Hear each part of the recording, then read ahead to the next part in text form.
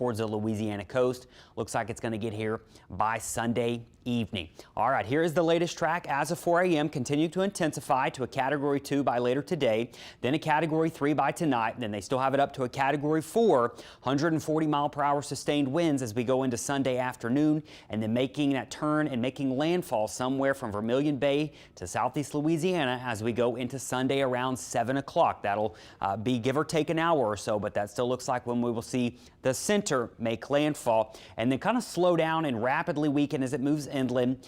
Still a Category 1 or 2 up towards Baton Rouge, and then moving into southwest Mississippi here as we go into Monday afternoon, and then by Monday evening it's finally north of Jackson. So it's going to be in the area of South Louisiana and southwest and southern Mississippi all Sunday night and into parts of Monday. So this is going to be one of those kind of events where it's going to, unfortunately, a lot of the worst of it is going to be happening at night, especially for our inland areas, and then by Wednesday it's all the way up into Tennessee and Kentucky.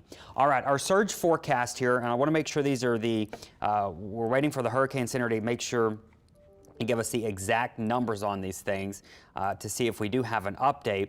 And this is what we were thinking as of the 10 a.m., 10 p.m. one last night, and I don't think it's going to change all that too much with the 4 a.m., and it's not going to change. So this is the same as the one last night. So 10 to 15 feet of storm surge is going to be the main issue down here for Terrebonne, Lafourche, Lower Jefferson, and the east bank, or excuse me, the west bank of Plaquemines. This is where the worst storm surge is going to be, near and just to the east of that center as this pushes up into the low-lying areas here. 7 to 11 feet for the Plaquemines Parish.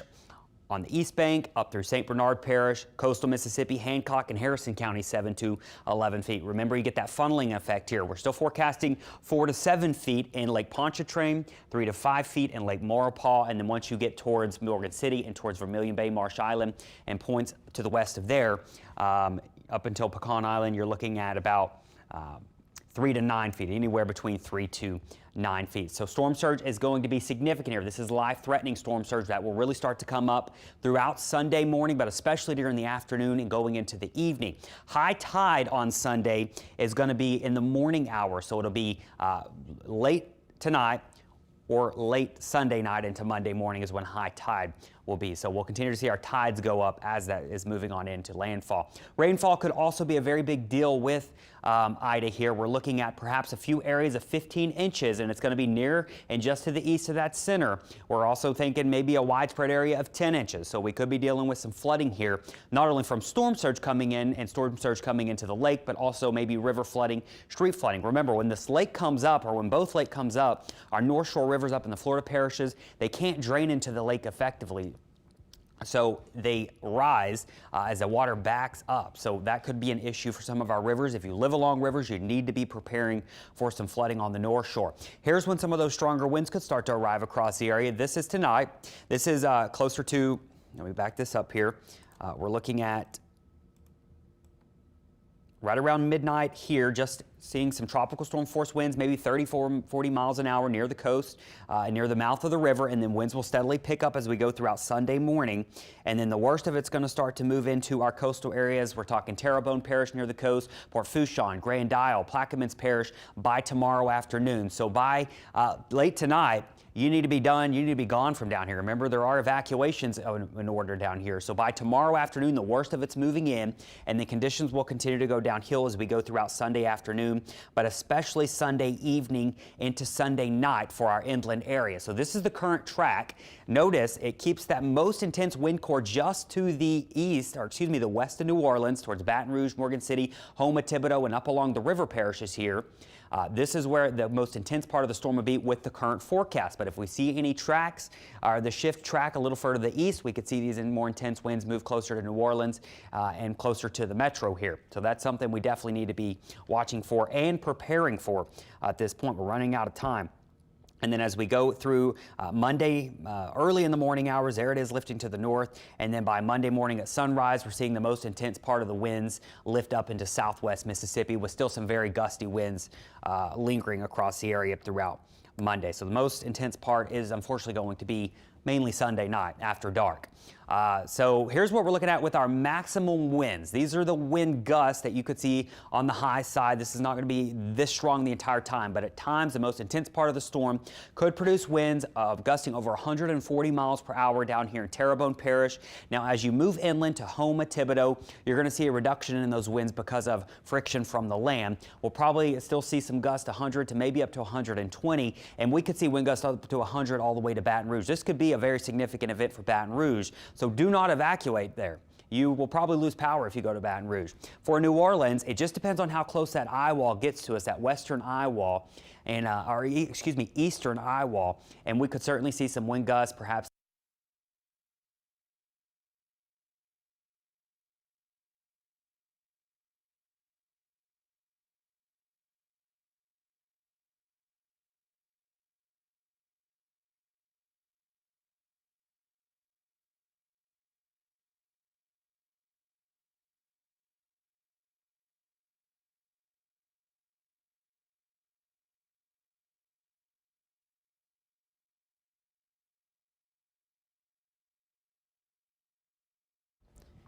All right, got my mic changed.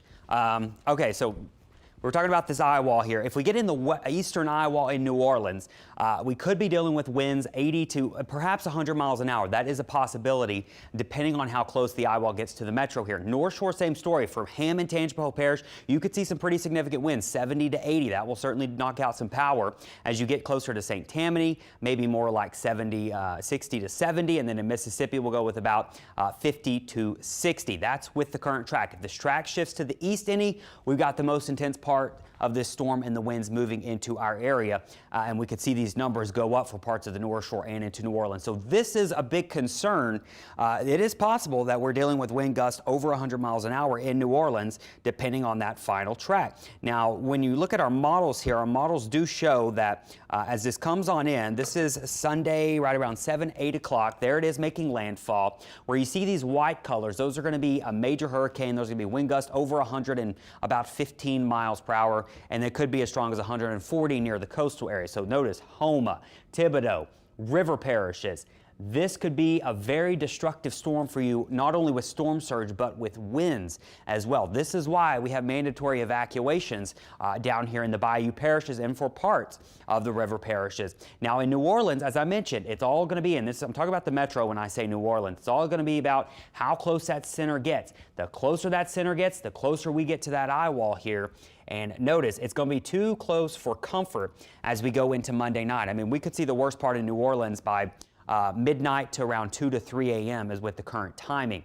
So there you can see anywhere in the yellows could be wind gusts from 74 to about 110 miles an hour. That could very well be possible, especially on the west side of the metro, think Kenner, and going into St. Charles Parish. That's where we could see some very destructive winds. If that center ends up tracking closer to maybe Lafourche, maybe it goes into Lower Jefferson. It's possible that this still goes into Lower Jefferson.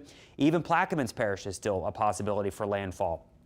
All this would shift, and we'd see that axis of worst winds move closer to New Orleans and onto the North Shore. So if you're on the North Shore watching us, there's a pretty good chance that you see some very strong winds by late Sunday night into Monday morning.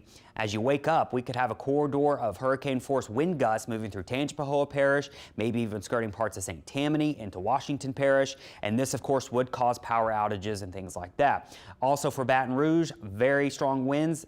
From Baton Rouge to New Orleans, you're going to see all the strong winds as well with this path. And then there it is by Monday afternoon into Monday evening. We'll start to see things wind down. It's still going to be breezy out of the south as this lifts to the north, but the worst of it will be winding down by Monday afternoon more than likely. So as we're looking at the intensity of this thing, we're still expecting it to rapidly intensify. It's moving over the warmest part of the Gulf right now, that loop current. It's going to be moving over it all day today. That coupled with a relatively weak wind shear, not a whole lot of dry air, it's probably going to rapidly intensify. Now, as it gets closer to the coast, the National Hurricane Center has been talking about, there might be a little bit of dry air that gets into the system, and that could cap it off from strengthening beyond a Category 4. But at this point, whether it's a Cat 3, a Cat 4, or above, you're looking at a destructive storm that we really want people to heed those warnings and those evacuation orders. You got to get out if you've been evacuated to order, or if you've been ordered to evacuate, simply because we could see some significant storm surge down there of about 10 to 15 feet. So that's what we'll be watching. Another thing we're going to be watching that could impact this system and the intensity, and I don't want you to necessarily get hung up on this, is the speed as it comes in, those shallower waters here. Maybe it does some upwelling and that caps it off, but that's no guarantee. And I want to talk about that really quick, and the guarantee of what you're going to see and what you're not going to see. There is no guarantee at this point with this track. This storm could still make landfall in Vermilion Bay. It can make landfall in Terrebonne Parish. It can make landfall in Lafourche Parish. It can make landfall in Plaquemines Parish. It can make landfall close to St. Bernard Parish. Those are still possibilities. So I don't want you to look at this track and say, okay, we're safe in New Orleans. There's no guarantee that we do not see 100+ mile-per-hour winds Sunday night into Monday. It's something you've got to prepare for.